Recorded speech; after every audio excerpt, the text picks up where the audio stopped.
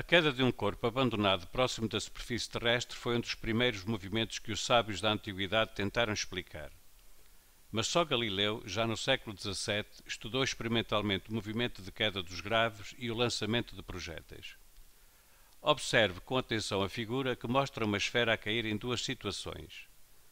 Na situação 1, a esfera, inicialmente em repouso, é colocada no ponto A, deslizando sem atrito sobre a calha até ao ponto B. No ponto B, abandona a calha, descrevendo um arco de parábola até ao ponto C. Na situação 2, a esfera é abandonada no ponto E, caindo na vertical da mesma altura H. Em qualquer das situações, considere o sistema de eixos de referência representado na figura, com origem no solo, desprezando o efeito da resistência do ar. Considere os tempos de permanência da esfera no ar, T1 e T2, respectivamente, nas situações 1 e 2. Selecione a alternativa que estabelece a relação correta entre esses tempos. Nós temos a situação 1 que passaremos a descrever. Há uma partícula que desce ao longo desta calha e chega ao ponto B.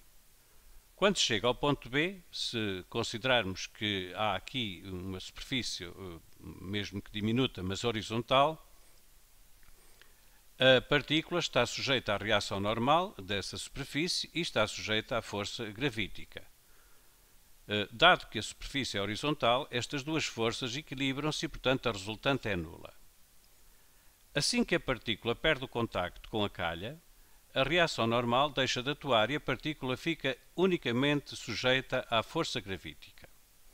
Força gravítica é essa que, como sabemos, atua segundo a direção y, mas em sentido contrário ao convencionado aqui para positivo. Ao longo do eixo do x, a partícula vai ter um movimento uniforme, portanto, segundo a direção x. E porquê é que vai ter um movimento uniforme segundo a direção x? Porque segundo a direção x não há forças a atuar. E nós sabemos que a velocidade só varia quando existem forças a atuar numa partícula. Consequentemente, a partícula vai cair da altura h atingindo o ponto D. Aliás, atingindo o ponto C. Mas tudo se passa como que ela, ao fim e ao cabo, caísse diretamente para D, em termos daquilo que temos que dizer em relação à vertical.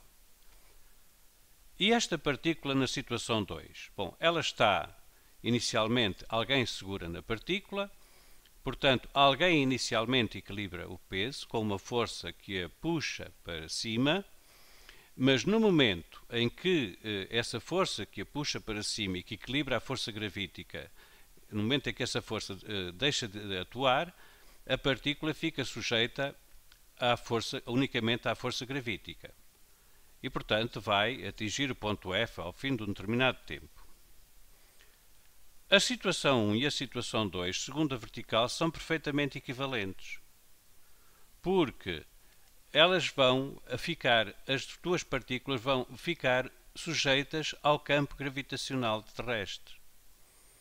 Ou seja, elas vão ficar sujeitas à mesma aceleração. Ou seja, ainda, a variação de velocidade de cada uma das partículas numa unidade de tempo vai ser igual para ambas. Poder-se-ia perguntar, então, mas não é necessário que as partículas tenham a mesma massa? Claro que não. Repare-se, vamos imaginar que a partícula da situação 1 tem mais massa que a partícula da situação 2. Se nós dividirmos a força gravítica que atua na partícula na situação 1 pela sua massa, vamos encontrar um valor, que é a norma de G. Muito embora a partícula da situação 2 possa ter massa diferente, se tiver massa diferente, também a força gravítica que vai atuar sobre ela será diferente. E se efetuarmos também o quociente entre a norma da força gravítica pela massa da partícula, nós vamos encontrar o valor da norma do vetor G, ou seja, vamos encontrar exatamente o mesmo valor para a partícula 1. Ela pode ter mais massa na situação 1, mas vai estar sujeita a uma força mais intensa. E claro, se a força é mais intensa, vai-lhe provocar a mesma variação de velocidade que no caso da situação 2. Porquê? Porque existe proporcionalidade entre a força gravítica e a massa de um corpo. todos nos lembramos que se quisermos calcular o peso de um corpo, a expressão que utilizaremos é P igual a mg. Portanto, referindo-nos ao tempo que as duas partículas estão no ar, com certeza que não nos resta outra hipótese do que a hipótese C. O tempo de permanência no ar é igual para ambas.